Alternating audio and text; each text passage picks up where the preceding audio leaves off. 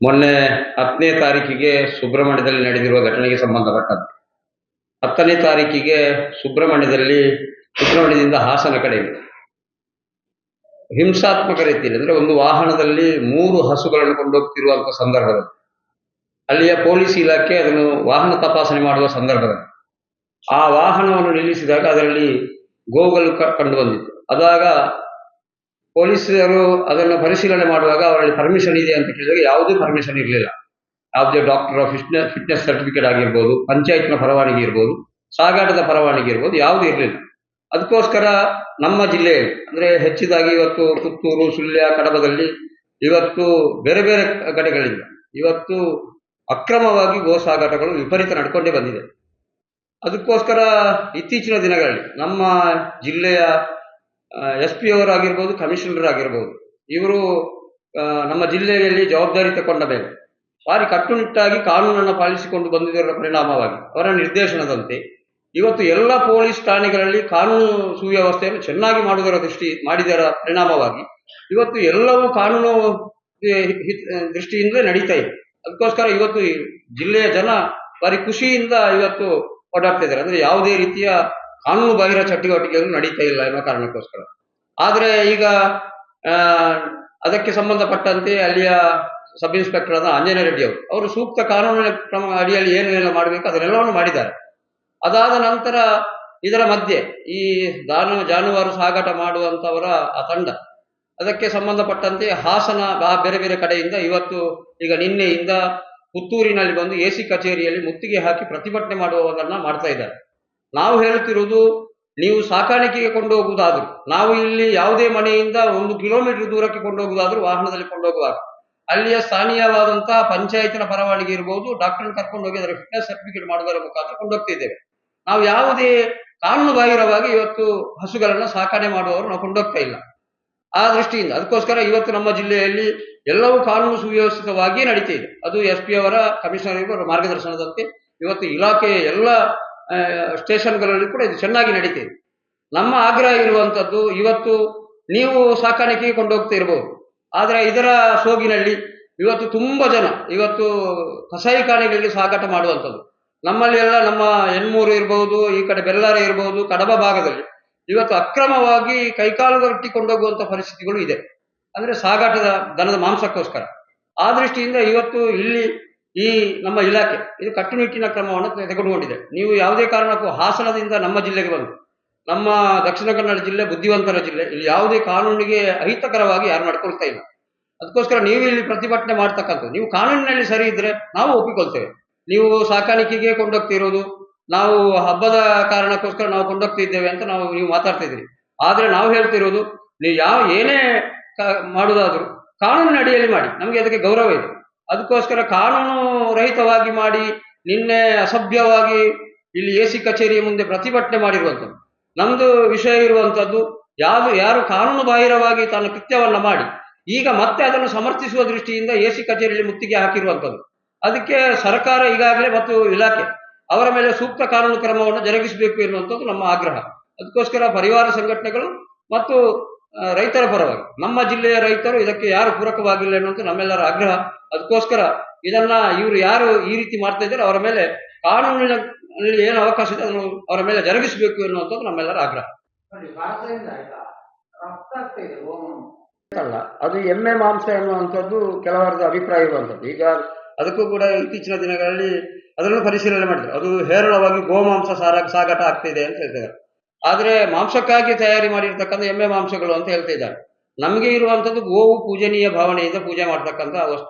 ಅದಕ್ಕೋಸ್ಕರ ಗೋವಿನ ಬಗ್ಗೆ ನಾವು ಯಾರು ಅದನ್ನು ಅಲ್ಲಗಳೆಯುವಂತಿಲ್ಲ. ಅದಕ್ಕೋಸ್ಕರ ಇಲ್ಲಿ ಇರ್ಬೋದು, ನಾವು ನಮ್ಮ ಜಿಲ್ಲೆಯಲ್ಲಿ ಕೂಡ ವಿಶೇಷವಾಗಿ ಈ ರೀತಿಯಾಗಿ ಭಾರಿ ಪುರಾತನ ಕಾಲದಿಂದ ನಾವು ಅದನ್ನು ನಂಬಿಕೊಂಡು ಬದುಕಿಕೊಂಡು ಬಂದವರು. ಗೋವು ಅಂತ ಹೇಳಿದ್ರೆ ಜೀವನಾಧಾರಿತ ಅಂಶ, ನಾವು ದೇವರನ್ನು ಕಾಣುವಂಥವ್ರು. ನಮ್ಮ ಎಲ್ಲ ಹಬ್ಬ ಹರಿದಿನಗಳಲ್ಲಿ ಕೂಡ ಸರ್ಕಾರ ಇರಬಹುದು, ಇದನ್ನು ಕಟ್ಟುನಿಟ್ಟಿನ ಕ್ರಮದಲ್ಲಿ ತಗೊಳ್ಬೇಕು ಎನ್ನುವಂಥ ನಮ್ದು ಕೂಡ ಆಗ್ರಹ. ಯಾವುದೇ ಸರ್ಕಾರಗಳಿರ್ಬೋದು, ಯಾವುದೇ ಈ ರೀತಿಯ ಚಟುವಟಿಕೆ ಆಸ್ಪದ ಮಾಡಿಕೊಡಬಾರ್ದು ಎನ್ನುವಂಥದ್ದು ನಮ್ಮದು ಕೂಡ ಆಗ್ರಹ. ಈಗ ಉಗ್ಲಾಗಿ ಅದನ್ನ ಕಳೆದದ್ದು ಬಜರಂಗದವರು ಈಗ ಈ ಜಾನಕೊಂಡು ಹೋಗುವಾಗ ಇಲ್ಲ, ನಾವು ಕೇಳಿದಾಗ ಅವ್ರು ಹೇಳಿದ ಪ್ರಕಾರ ಮೊದಲು ಕಳೆದದ್ದು ಬಜರಂಗದವರು. ಅವರ ಕೇಳಿದ್ರೆ ಏನಂತೆ, ನಾನು ದನ ಸಾಕಿ ಹೋಗ್ತಾ ಇದ್ದೇನೆ, ನೋಡಿ ಹಾಲು ಕರೆಯುವಂತಹ ಹಸು ಹತ್ತನೇ ಅದನ್ನು ಕೇಳಿದ ನಂತರ ಅವರು ಹೋಗಿದ್ದಾರೆ. ಆಯ್ತು ನೀವು ಹೋಗಿ ಅವರಿಗೆ ಕನ್ವಿನ್ಸ್ ಆಗಿದೆ. ಯಾಕಂದ್ರೆ ಒಬ್ರು ತಂದಿದ್ದಾರೆ, ಅವರು ಅವರ ಮಾತನ್ನ ಅವರಿಗೆ ಕನ್ವಿನ್ಸ್ ಮಾಡಿದ್ದಾರೆ, ನೀವು ಹೋಗಿದ್ದಾರೆ. ಅದಾದ ನಂತರ 10 ನಿಮಿಷದ ನಂತರ ಪೊಲೀಸರು ಬರ್ತಾರೆ. ಪೊಲೀಸರು ಬಂದು ಕೂಡ ಅಲ್ಲಿ ಏನಾಗುತ್ತೆ ಅಂದ್ರೆ ಅವರು ದಾಖಲೆಗಳನ್ನ ಮಾರಾಟ ಮಾಡಿದಂತ ರೈತನಿಂದ ಲಿಖಿತವಾಗಿ ದಾಖಲೆಗಳನ್ನ ತಗೊಂಡಿದ್ದಾರೆ, ತಗೊಂಡು ನೀವು ಬಿಟ್ಟು ಬಿಡ್ತೇವೆ ಅಂತ ಹೇಳಿದ್ದಾರೆ. ಹಾಗಿದ್ದಾಗ ಇದೆಷ್ಟು ಸರಿ ಅಂತ ಈಗ ಅಕ್ರಮ ಅಂತ ಹೇಳ್ಕೊಡೋದು ಮಾಂಸಕ್ಕಾಗಿ ಹೇಗೆ ನಾವು ನಮ್ಮ ಪ್ರಶ್ನೆ ಇರುವಂತದ್ದು, ಈಗ ಪೊಲೀಸ್ ಇಲಾಖೆ ಅಂತ ಹೇಳೋದು ಈ ತರದ ರಸ್ತೆಗಳಲ್ಲಿ ಗಸ್ತು ತಿರುಗುವಂಥದ್ದು ಸಾಮಾನ್ಯ. ಈಗ ಒಬ್ಬ ವ್ಯಕ್ತಿ ತಡೆದಿರುವಂಥದ್ದು ಯಾರು ಅಂತ ನಮಗೆ ಕೂಡ ಗೊತ್ತಿಲ್ಲ. ತಡೆದಿರುವುದು ಅವನು ಕೇಳಿರುವಂಥದ್ದು ಮತ್ತೆ ಬಿಟ್ಟಿರುವಂಥದ್ದು ಅದು ಎರಡನೇ ಭಾಗ. ಆದ್ರೆ ಬಜರಂಗ ದಳ ಅಂತ ನಮಗೇನು ಮಾಹಿತಿ ಇಲ್ಲ. ಈಗ ನಮಗೆ ಪೊಲೀಸರ ಹತ್ರ ಕೇಳಿರುವಾಗ ಅವರು ಹೇಳಿರುವಂಥದ್ದು, ನಾವೇ ವಾಹನ ತಪಾಸಣೆ ಮಾಡಿರುವಾಗ ಅವ್ರು ಸಿಕ್ಕಿದ್ದು ಅಂತ ಹೇಳಿರುವಂಥದ್ದು. ಈಗ ನೀವು ಕೇಳಿದಾಗೆ ಈಗ ಅವರು ಬಿಟ್ಟಿದ್ದಾರೆ, ಅದು ನಮಗೆ ಗೊತ್ತಿಲ್ಲ ಯಾರು ತಡೆದಿದ್ದಾರೆ. ನಾವು ನೋಡಿದ್ದಲ್ಲ, ಅದು ಅವರೇ ಹೇಳಿರುವುದನ್ನ ನಾವು ಹೇಳಿದ್ವಿ ನಿಮಗೆ. ಸರಿ ಸರಿ. ಯಾವಾಗ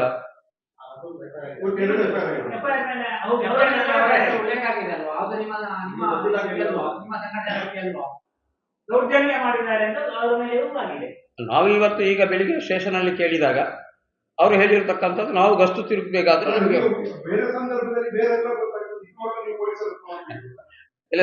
ನಾವು ಈಗ ನಾನು ಹೇಳುದು, ಈಗ ಅಕ್ರಮವಾಗಿ ಗೋ ಸಾಗಾಟ ಕೊಂಡೋಗ್ತಿರುವವರ ಬಗ್ಗೆ ನಾವು ಯಾವುದೇ ಮಾಹಿತಿ ಕೊಡಬಾರ್ದು ಅಂತ ಯಾರು ಇಲ್ಲ.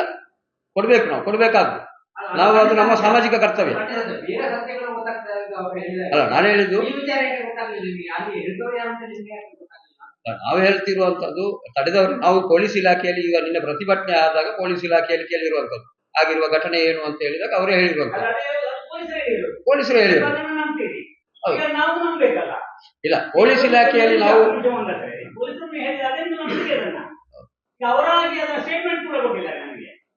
ಯಾರು ಕೊಟ್ಟಿದ್ದಾರೆ? ತಂದಿದ್ದಾರೆ ನಳಾಪುರ ಮಂಜೇಗೌಡ್ರೆ ರಾಜ್ಯಾಧ್ಯಕ್ಷರೇ ಅದನ್ನ ಹೇಳಿದ್ದಾರೆ ನಮಗೆ. ಹೀಗೀಗಾಗಿದೆ, ಅವರು ಕನ್ವಿನ್ಸ್ ಆಗಿದ್ದಾರೆ, ಆಮೇಲೆ ನಮ್ಮನ್ನು ಬಿಟ್ಟಿದ್ದಾರೆ, ಅವರು ಬಿಟ್ಟಿದ್ದಾರೆ ನಮ್ಮನ್ನು ಅನ್ನುವಂಥದ್ದು ಕೂಡ ಹೇಳಿದ್ದಾರೆ. ಅದೇ ಅವರಿಗೆ ಕನ್ವಿನ್ಸ್ ಉಂಟು. ಆದ್ರೆ ಅದು ಅಕ್ರಮ ಆಗುವ ಬದಲು ನಿಜಕ್ಕೂ ಹಾಲು ಆಗಿರಬಾರ್ದು ಅಂತ. ಹೌದು, ನಾನು ಹೇಳುದು ಈಗ ಹಾಲು ಕರೆಯುವ ದನ ಆಗಿರ್ಬಹುದು, ಅವರು ಕೃಷಿ ಉಪಯೋಗಕ್ಕೆ ಕೊಂಡೋಗುವಂತಹ ಹಸುವೆ ಆಗಿರ್ಬಹುದು. ಆದ್ರೆ ನಮಗೆ ಕಾನೂನು ಇದೆ ಅಲ್ವಾ. ನಾವೀಗ ನಮ್ಮ ಜಿಲ್ಲೆಯಲ್ಲಿ ನಾವು ಯಾವ್ದಾದ್ರು ಮನೆಗಳಿಗೆ ಕೊಂಡೋಗಿ ನಾವೇ ಕೊಂಡೋಗ್ಬೇಕಾದ್ರು. ಈಗ ನಾವು ಒಂದು ಮನೆಯಿಂದ ಇನ್ನೊಂದು ಮನೆಗೆ 1 ಕಿಲೋಮೀಟರ್ ಕೊಂಡೋಗ್ಬೇಕಾದ್ರು ಅಲ್ಲಿಯ ಪಂಚಾಯತ್ನ ಪರ್ಮಿಷನ್ ತಗೊಂಡು, ಇಲಾಖೆಯ ಪರ್ಮಿಷನ್ ತಗೊಂಡು, ಇವರಲ್ಲಿ ಯಾವುದೇ ಪರ್ಮಿಷನ್ಗಳಿಲ್ಲ. ನಾನು ಹೇಳುದು ಇದರ ಕಾರಣದಿಂದಾಗಿ ಇವತ್ತು ಹೇರಳವಾಗಿ ಕದ್ದುಕೊಂಡು ಹೋಗುವವರ ಸಂಖ್ಯೆ ಜಾಸ್ತಿ ಆಗಿದೆ. ಮೊನ್ನೆ ಬೆರ್ನೆಯಲ್ಲಿ ಆಯ್ತು, ಮೊನ್ನೆ ಈಶ್ವರ ಮಂಗಳದಲ್ಲಿ ಆಯ್ತು. ಅದಾದ್ಮೇಲೆ ಪೊಲೀಸರು ಅದರ ಮೇಲೆ ಆಕ್ಷನ್ ತಗೊಂಡಿದ್ದಾರೆ. ನಾವು ಹೇಳುವಂಥದ್ದು, ಅವರು ಕಾನೂನಾತ್ಮಕವಾಗಿ ಪರ್ಮಿಷನ್ ಮಾಡಿಕೊಂಡು ಎಲ್ಲಿ ಬೇಕಾದ್ರೂ ಕೊಂಡೋಗ್ಲಿ, ನಾವು ಅದಕ್ಕೆ ಅಭ್ಯಂತರ ಇಲ್ಲ. ಸಾಕುವವರು ಅಂತ ಇದ್ರೆ ಅವರಿಗೆ ಕೊಂಡೋಗ್ಲಿ, ನಾವು ಅದಕ್ಕೆ ವಿರೋಧಗಳಿಲ್ಲ.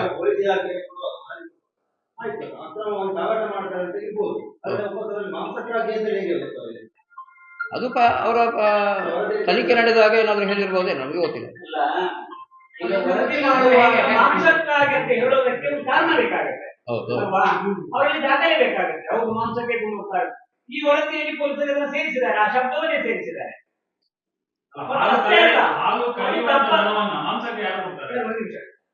ಅದರ ಜೊತೆಗೆ ಈಗ ಅದರ ಜೊತೆಗೆ ಅದು ತಪ್ಪಾಗಿ ಅಂತ ಒಪ್ಪಿಕೊಂಡಿದ್ದಾರೆ ನಿನ್ನೆ. ಯಾರು ಪೊಲೀಸ್ ಇಲ್ಲ?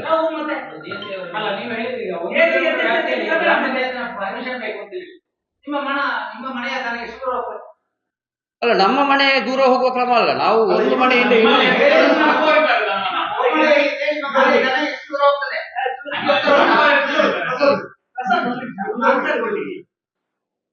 ಸ್ವತಃ ನಿರ್ವಹಿಸುತ್ತಿದ್ದಂತಹ ಸಭೆಯಲ್ಲಿ ನಮ್ಮ ತಪ್ಪಾಗಿದೆ ಒಪ್ಪಿಕೊಂಡಿದ್ದಾರೆ. ಅದು ನಾನು ಹೇಳುತ್ತಿರುವಂತದ್ದು, ನೀವು ಹೇಳುತ್ತಾರೆ ಅಕ್ರಮ ಸಾಗಾಟದ ನಾವು ಕೂಡ ಮಾತಾಡೋದು ಅದನ್ನೇ. ಅಕ್ರಮ ಅಂತ ಹೇಳುವುದು ಹೇಗೆ ಅಂತ ಪ್ರಶ್ನೆ ಬರುವುದು. ಅವರ ವಾದ ಏನಂದ್ರೆ ಇದು ಅಕ್ರಮ ಅಲ್ಲ ಅಂತ. ಹೌದು, ಈಗ ಕಾನೂನಾತ್ಮಕವಾಗಿ ಇಲ್ಲದ್ದು ಅಂತ ಹೇಳಿದ್ರೆ ಮತ್ತೆ ಹೇಗೆ ಈಗ ನಾನು ಹೇಳುದು, ನಾವು ನಾವೀಗ ಹಸುವನ್ನು ಕೊಂಡೋಗ್ಬೇಕಾದ್ರೂ ನಮ್ಮಲ್ಲಿ ಇಲಾಖೆ ಏನ್ ಹೇಳ್ತದೆ, ನಮಗೆ ಕಾನೂನುಗಳನ್ನ ಹೇಳ್ತದೆ, ಪರವಾನಿಗೆ ಬೇಕು ಅಂತ ಹೇಳ್ತದೆ. ಪರವಾನಗಿ ಇಲ್ಲದ್ದು ಅಂತ ಆದ್ರೆ ಹಾಗಾದ್ರೆ ಅದು ಪರವಾನಗಿ ಇಲ್ಲದಿದ್ರು ಅದು ಕಾನೂನಾತ್ಮಕವಾಗಿ ಸರಿ ಇದೆ ಅಂತ ನಾವು ಒಪ್ಪಿಕೊಳ್ಳಿಕ್ಕೆ ಆಗ್ತದೆ.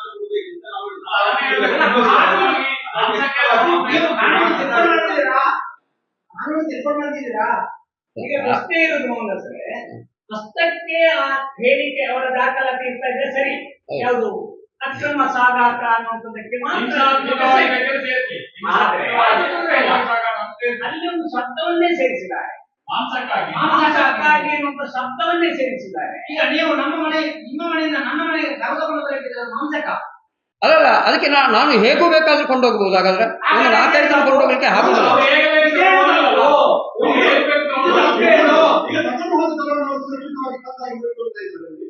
ಅಲ್ಲ, ಅದನ್ನು ಈಗ ನಾನು ಹೇಳುವ ಹಾಗೆ ಇಲ್ಲಿ ನಮ್ದು ಕೂಡ ಆಗ್ರಹ ಇರುವಾಗ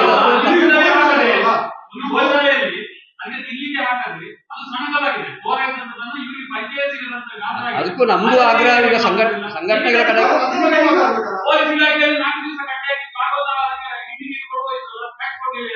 ಅಲ್ಲ, ನಾವ್ ಹೇಳುದು ನಮ್ಮ ಕಡೆಯಿಂದ ಈಗ ಬೆಳ್ಳಾರಿ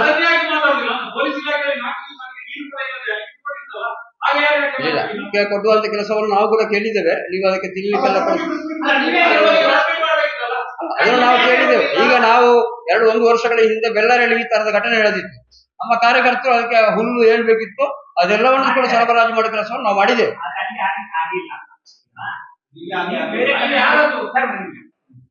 ಅಲ್ಲಿ ಆಗಿರ್ಬೋದು, ಅಲ್ಲಿ ಇಲ್ಲಿ ಆಗಿಲ್ಲ ಅಷ್ಟೇ ಅಲ್ಲ. ಅವರು ಒಂದು ವಿಡಿಯೋ ಮಾಡಿದ್ದಾರೆ ಅಲ್ಲಿ, ಏನು ಈಗ ಅವರು ಕೊಂಡೋಗಿ ಹಾಕಿದಂತ ಜಾಗದ ಒಂದು ವಿಡಿಯೋ ಹಾಕಿದ್ದಾರೆ, ಕಳಿಸಿದ್ದಾರೆ. ಅದರಲ್ಲಿ ಎಲ್ಲ ದನಗಳ ಜೊತೆಗೆ ಇದಿದೆ ಮತ್ತು ಇವರಿಗೆ ಗುರ್ತ ಸಿಗದಂತ ಸ್ಥಿತಿ ಇದೆ. ಅದನ್ನು ನೋಡಿದ್ರೆ ನಮಗೆ ಹೊಟ್ಟೆ ನೋವಾಗ್ತದೆ, ನಮಗೆ ಹೊಟ್ಟೆ ನೋವಾಗ್ತದೆ. ಆ ರೀತಿಯಲ್ಲಿ ಮತ್ತೊಂದು ಸಿನಿಮಾ ಗೋಶಾಲೆ ಹೌದು. ಅಲ್ಲ, ನಾವು ಅದಕ್ಕೆ ಹಿಂದಿನ ಸಲ ನಮ್ಗೆ ಕೊಯ್ಲದಲ್ಲಿ ಗೋಶಾಲೆ ಆದಾಗ ಆ ಗೋಶಾಲೆ ಆದಾಗ ಪ್ರತಿಭಟನೆ ಮಾಡ್ತಾ ಇದ್ದಾರೆ. ಈಗ ಅವರು ತಗೊಂಡೋಗಿ ಪೊಲೀಸರು ಬಿಟ್ಟಂತ ಗೋಶಾಲೆ ಕಸಾಯಿಖಾನೆ ಅದೊಂದು ಗುಡ್ಡದ ಮೇಲಿದೆ ಅಂತ ಹೇಳುವುದು. ಅಲ್ಲ, ನಾವು ಹೇಳುತ್ತಿರುವುದು ಇದನ್ನೇ. ಯಾವ ಗೋಶಾಲೆ ಇದೆ ಈಗ ಸರ್ಕಾರಕ್ಕೆ ಜವಾಬ್ದಾರಿ ಇದೆ. ಆ ಗೋಶಾಲೆಗಳನ್ನು ಪರಿಪೂರ್ಣವಾಗಿ ನೀವು ಮಾಡುವಂತ ಕೆಲಸವನ್ನು ಸರ್ಕಾರಗಳು ಕೂಡ ಮಾಡಬೇಕು. ಈಗ ನಾನು ಹೇಳುದು, ಅಲ್ಲಿ ಗೋಶಾಲೆ ಅಂತ ನಿರ್ಮಾಣ ಮಾಡಿದ ಮೇಲೆ ಅದಕ್ಕೆ ಮೂಲಭೂತ ಸೌಕರ್ಯಗಳು ಏನ್ ಬೇಕು ಅದೆಲ್ಲವನ್ನು ಕೂಡ ಯಾವುದೇ ಸರ್ಕಾರ ಇರಲಿ, ಬಿಜೆಪಿ ಇರಲಿ, ಕಾಂಗ್ರೆಸ್ ಇರಲಿ, ಈಗ ಗೋಶಾಲೆ ಅಂತ ನಿರ್ಮಾಣ ಮಾಡಿದ ಮೇಲೆ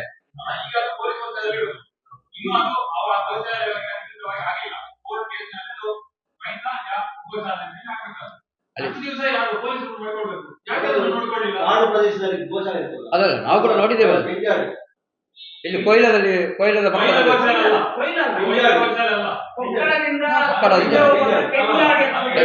ಗೋಶಾಲೆ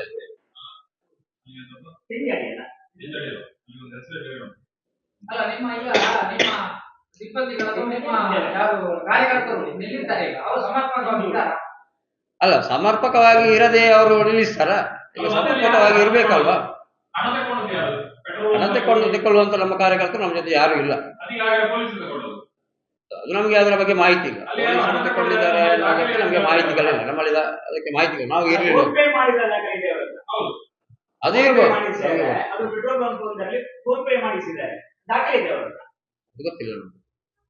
ಹಿಂದೆ ನಿಲ್ಲಿಸುವ ಕೂಡ ನಿಮ್ಮ ಕಾರ್ಯಕರ್ತರು ದನವನ್ನು ಕೊಂಡೋಗುವಂತದ್ದು ಹಿಂದೂ ಸಮುದಾಯದಿಂದ ಹಿಂದೂ ಸಮುದಾಯದ ಮನೆಗೆ ಯಾಕೆ ನಿಲ್ಲಿಸ್ತಾರೆ ಅವರು? ನಾನು ಹೇಳ್ತಿರುವುದು ಹಿಂದೂ ಸಮುದಾಯ ಇರ್ಬೋದು, ಹಿಂದೂ ಸಮುದಾಯ ಅಂತ ಇರ್ಬೋದು.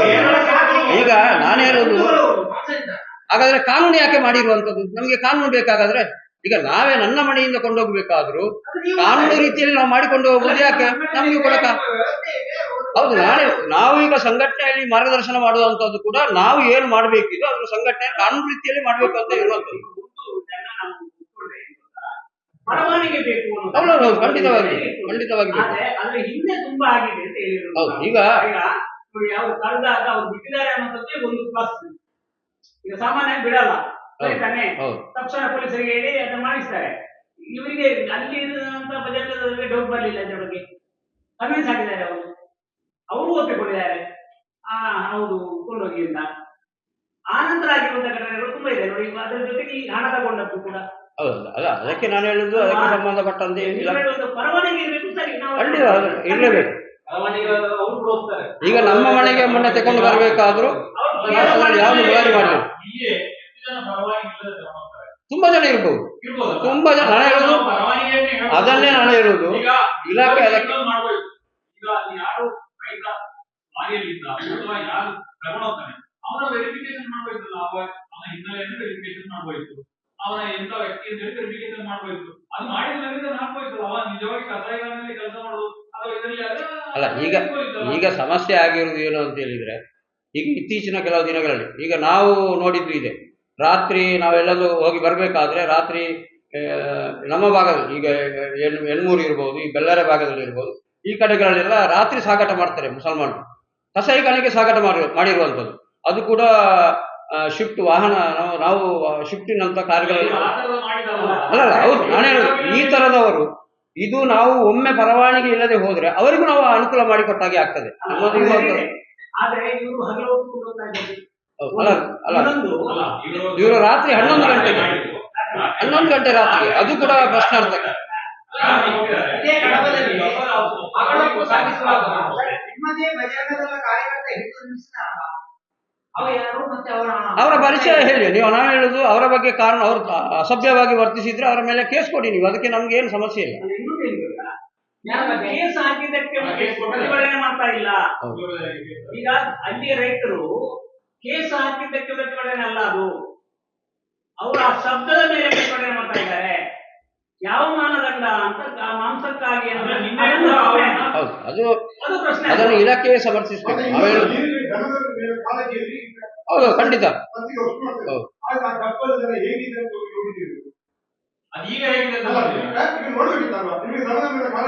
ಹೌದು, ಅಲ್ಲ ನಾನು ಹೇಳುದು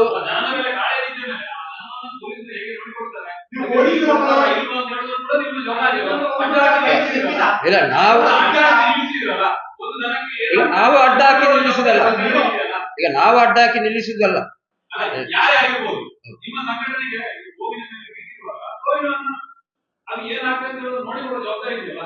ಅದು ಎಲ್ಲ ಸಮಾಜದ ಎಲ್ಲ ಬಂಧುಗಳಿಗೂ ಇದೆ.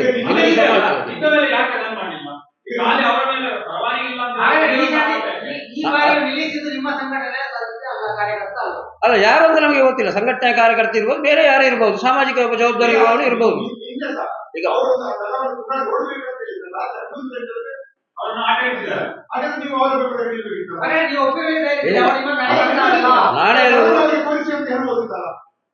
ನಾನೇ ಹೇಳುತ್ತಿರುವುದು, ಯಾವುದೇ ಹಸುವಿಗೆ ಸಮಸ್ಯೆಗಳಾದಾಗ, ನೀವು ಹೇಳಿದಾಗೆ ಅದರ ಆರೋಗ್ಯದ ಸಮಸ್ಯೆ ಇರ್ಬೋದು, ಮುಂದಿನ ಅದರ ಪೋಷಣೆ ಮಾಡುವಂಥದ್ದು ಇರ್ಬೋದು, ಅದು ಕೆಟ್ಟದಾಗಿ ಆಗಿರಬಾರದು ಅಂತಲೇ ನಮ್ದು ಅಪೇಕ್ಷೆ ಇರುವಂಥದ್ದು. ಯಾವುದೇ ಇರಲಿ. ಈಗ ನಮ್ಮ ಮನೆಯಲ್ಲಿ ಯಾವುದು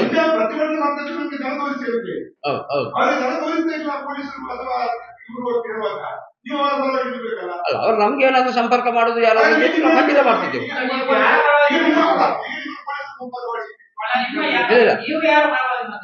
ನಾವು ಕಾನೂನಿನ ಪರವಾಗಿ, ನಾವು ಯಾರ ಪರವಾಗಿ ಅಲ್ಲ, ಕಾನೂನು ವ್ಯವಸ್ಥೆ ಏನಿದೆ ಅದರ ಬಗ್ಗೆ ಜಿಲ್ಲೆಯಲ್ಲಿ ನಡಿಬೇಕು ಅಷ್ಟೇ.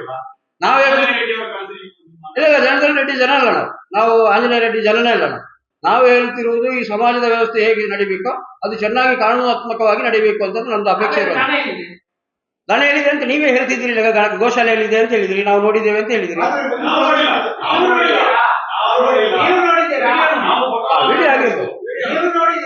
ಇಲ್ಲ, ನಾವು ನೋಡ್ಲಿಲ್ಲ. ನಾವು ನೋಡ್ಲಿಕ್ಕೆ ಅಂತ ಹೇಳಿ ನಮಗೆ ಗೊತ್ತಾಗಿರೋದು ನಿನ್ನೆ ಸಂಜೆ.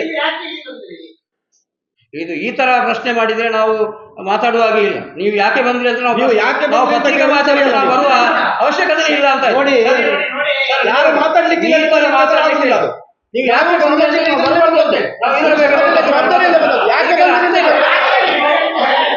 ಯಾಕೆ ಬಂದ್ರಿ ಅಂತ ನಾವು ಈ ತರ ಮಾತಾಡಿದ್ವಿ. ನೀವು ಯಾಕೆ ಬಂದ್ರಿ ಅಂತ ಕೇಳಿದ್ರೆ ಅಲ್ಲ, ಇಲ್ಲಿಗೆ ಯಾಕೆ ಬಂದ್ರಿ ಅಂತ ಕೇಳಿದ್ರು. ನೋಡಿ, ಈ ರೀತಿಯ ಪ್ರಶ್ನೆಗಳು ಬೇಡ. ನಾವು ಅವರಲ್ಲಿ ಪ್ರಶ್ನೆ ಕೇಳುವ ವಿಚಾರ ಎಷ್ಟು ಈಗ ನೀವು ಕೇಳಿದಾಗ ನಾವು ಗೌರವಿತವಾಗಿ ಹೇಳಿದ್ದೆವು. ದಯವಿಟ್ಟು ಈ ರೀತಿಯ ಪ್ರಶ್ನೆಗಳು ಮಾತಾಡುವಾಗ ನಾವು ಇಷ್ಟು ಗೌರವಿತವಾಗಿ ಮಾತಾಡಿದ್ದೇವೆ. ನಾವು ಯಾವುದೇ ಅಸಂಬದ್ಧವಾಗಿ ಮಾತಾಡಲಿಲ್ಲ. ನೀವು ಇಷ್ಟು ಚೆನ್ನಾಗಿ ಕೇಳಿದಾಗ ನಾವು ಗೌರವಿತವಾಗಿ ನಾವು ಹೇಳಿದ್ದೆವು. ನೀವು ಇಲ್ಲಿ ಯಾಕೆ ಬಂದ್ರಿ ಅಂತ ಕೇಳಿದ್ರೆ ಅದಕ್ಕೆ ಅರ್ಥವೇನು? ನೀವು ನಮ್ಮ ಅಭಿಪ್ರಾಯವನ್ನು ನಾವು ಹೇಳಲಿಕ್ಕೆ ಇಲ್ಲಿ ಬಂದದ್ದು. ಹೌದು, ಪತ್ರಿಕಾಗೋಷ್ಠಿ ಮಾಡ್ಬೇಕಾದ್ರೆ ಇಲ್ಲಿಗೆ ಬರ್ಬೇಕು ತಾನೆ. ಹೌದು, ಖಂಡಿತ. ನೀವು ಹೇಳಿದ ಪ್ರಶ್ನೆಗಳಿಗೆ ಗೌರವಿತವಾಗಿ ನಾವು ಒಪ್ಪಿಕೊಂಡಿದ್ದೇವೆ. ಖಂಡಿತ, ಅದರಲ್ಲಿ ಎರಡು ಮಾತೇ ಇಲ್ಲ.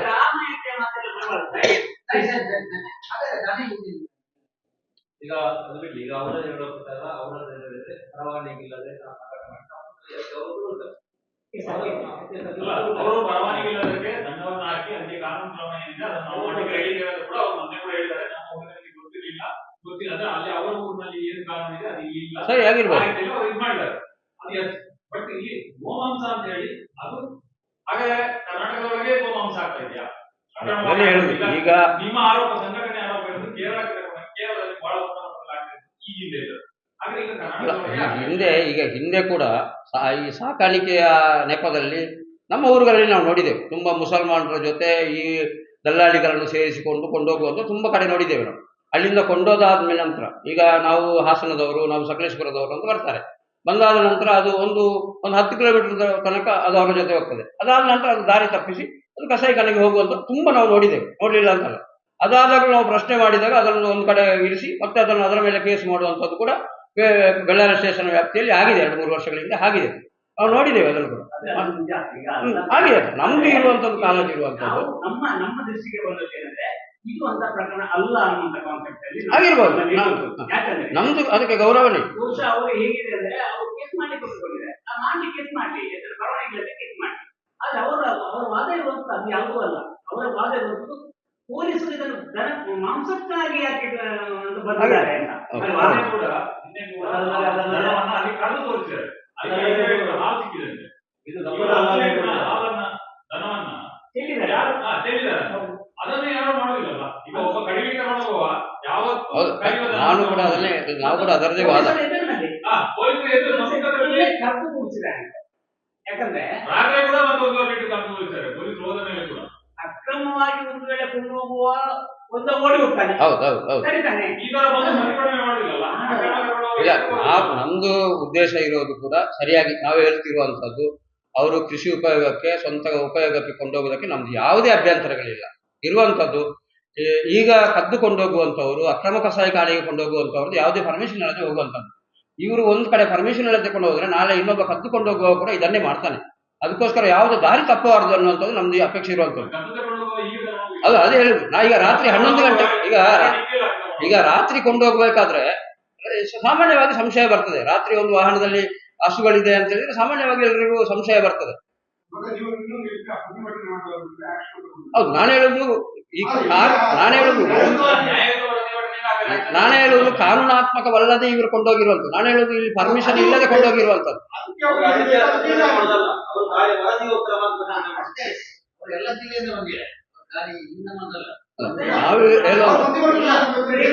ನಾನು ಹೇಳುದು ಈ ಪ್ರತಿಭಟನೆಯಿಂದಾಗಿ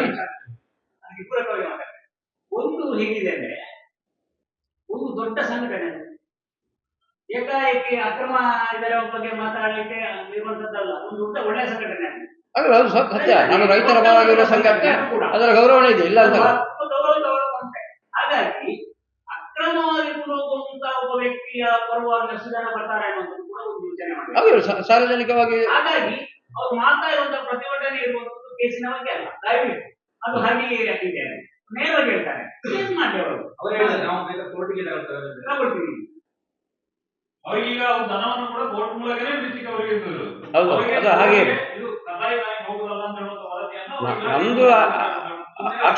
ನಮ್ದು ಆಕ್ಷೇಪ ಇರುವಂತದ್ದು. ಈಗ ಈ ತರದ ಯಾವುದೇ ಪರ್ಮಿಷನ್ ಇಲ್ಲದೆ ಹೋದಾಗ ಯಾರು ಈ ಅಕ್ರಮ ಸಾಗಾಟ ಮಾಡ್ತಾರೆ ಅವರಿಗೆ ಸುಲಭ ಸಾಧಿಗೆ ದಾರಿಗಳಾಗ್ತದೆ. ಅದಕ್ಕೋಸ್ಕರ ಅವರಿಗೆ ಆಗಬಾರದು ಎನ್ನುವಂಥದ್ದು. ಈಗ ಅವರು ಕಾನೂನಾತ್ಮಕವಾಗಿ ಕೊಂಡೋದ್ರೆ ಯಾವ ಸಮಸ್ಯೆಗಳಿಲ್ಲ, ಯಾರು ಇದನ್ನು ಅಕ್ರಮ ಮಾಡ್ಲಿಕ್ಕೆ ಸಾಧ್ಯ ಇಲ್ಲ. ಅದಕ್ಕೋಸ್ಕರ ಅವರು ಕಾನೂನು ರೀತಿಯಲ್ಲಿ ಪರ್ಮಿಷನ್ ಎಲ್ಲ ಮಾಡ್ಕೊಂಡು ಕೊಂಡೋದ್ರೆ ಎಲ್ರಿಗೂ ಒಂದು ಭಯ ಇರ್ತದೆ. ನಾವು ಈ ತರ ಇನ್ನೊಬ್ಬನಿಗೂ ಅದು ಸುಲಭ ದಾರಿ ಆಗ್ತದೆ, ಆ ಪರ್ಮಿಷನ್ ಎಲ್ಲ ಇಲ್ಲದೆ ಹೋಗ್ಬಹುದು ಅನ್ನುವಂಥದ್ದು ಆಗ್ತದೆ. ಅದಕ್ಕೋಸ್ಕರ ಯಾರು ಅಕ್ರಮ ಮಾಡ್ತಾರೆ ಅವ್ರಿಗೆ ಸುಲಭ ದಾರಿ ಆಗ್ತದೆ. ಇನ್ನು ಪ್ರತಿಭಟನೆ ಮಾಡಿದಾಗ ಅದು ತೊಂದರೆ ಇಲ್ಲ. ಇನ್ನು ಪೊಲೀಸರು ಏನ್ ಮಾಡ್ತಾರೆ, ನಾವು ಪ್ರತಿಭಟನೆ ಮಾಡ್ತೇವೆ, ಅವರು ಪ್ರತಿಭಟನೆ ಮಾಡ್ತಾರೆ ಅನ್ನೋ ಕಾರಣಕ್ಕೋಸ್ಕರ ಅವರು ಅದನ್ನು ಪರಿಶೀಲನೆ ಮಾಡ್ಲಿಕ್ಕೆ ಹೋಗುದು. ಅದು ಆಗಬಾರ್ದು ಎನ್ನುವಂಥದ್ದು ನಮ್ಮ ಅಪೇಕ್ಷೆ ಇದೆ. ಇನ್ನೊಂದು ಪಾಠವೂ ಆಗ್ತದೆ ಪೊಲೀಸರಿಗೆ. ಈಗ ನಿಜಕ್ಕೂ ಇನ್ನೊಬ್ಬ ಅದೇ ರೀತಿಯಲ್ಲಿ ಕೊಂಡು ಹೋಗ್ತಾ ಇದ್ರೆ ಅಥವಾ ಪರವಾನಗಿ ಮಾಡದೇ ಕೊಂಡು ಹೋಗ್ತಾ ಇದ್ರೆ ಆ ಸಂದರ್ಭದಲ್ಲಿ ಪೊಲೀಸರ ತಂದ್ರೆ ನೋಡಿ ಮಾಂಸಕ್ಕಾಗಿ ಬರಿಬಾರ್ದು ಅನ್ನೋದು ಪಾಠವೂ ಆಗುತ್ತೆ ಅದು ಪೊಲೀಸ್ ಇಲಾಖೆ ಹಾಕಿರುವಂತ ಶಬ್ದ. ಅವರೇ ಅದಕ್ಕೆ ಸ್ಪಷ್ಟೀಕರಣ ಕೊಡ್ಬೇಕು. ಒಬ್ಬೆ ಆಗ್ತಾ ಇರೋದು ಪ್ರತಿಭಟನೆ ಮಾಡ್ತಾ ಇರೋದು ಆ ಶಬ್ದದಲ್ಲಿ ಉಂಟು. ಹೌದು ಅಲ್ಲ, ಅವರು ಪ್ರತಿಭಟನೆ ಮಾಡ್ತಾ ಇರೋದು ಅದಕ್ಕಿಂತ ಹೆಚ್ಚಾಗಿ ಅವರು ಪ್ರತಿಭಟನೆ ನಿನ್ನೆ ಮಾಡಿದ್ದು ಅವರನ್ನ ಅವರು ಮಾತಾಡಲಿಕ್ಕೆ ಬಂದದ್ದು ನಿನ್ನೆ ಅವರು ಒಳ್ಳೆಯದರಲ್ಲೇ ಮಾತಾಡಲಿಕ್ಕೆ ಬಂದಾಗ ಎಸಿ ಕಚೇರಿ ಒಳಗೆ ಕೂತ್ಕೊಳ್ಳಿಕ್ಕೆ ಹೇಳಿದರು.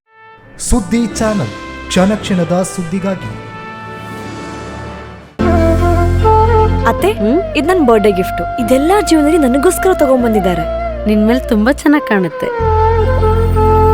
ಇದು ತುಂಬಾ ಚೆನ್ನಾಗಿದೆ ಅಲ್ವಾ? ತುಂಬಾ ಚೆನ್ನಾಗಿದೆ.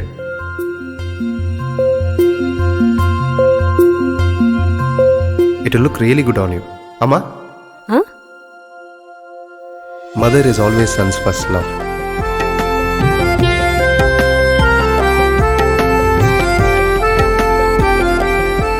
ಪ್ರತಿ ಪೀಳಿಗೆಯ ಪ್ರೀತಿಯ ಮಳಿಗೆ GL ಆಚಾರ್ಯ ಜುವೆಲ್ಲರ್ಸ್.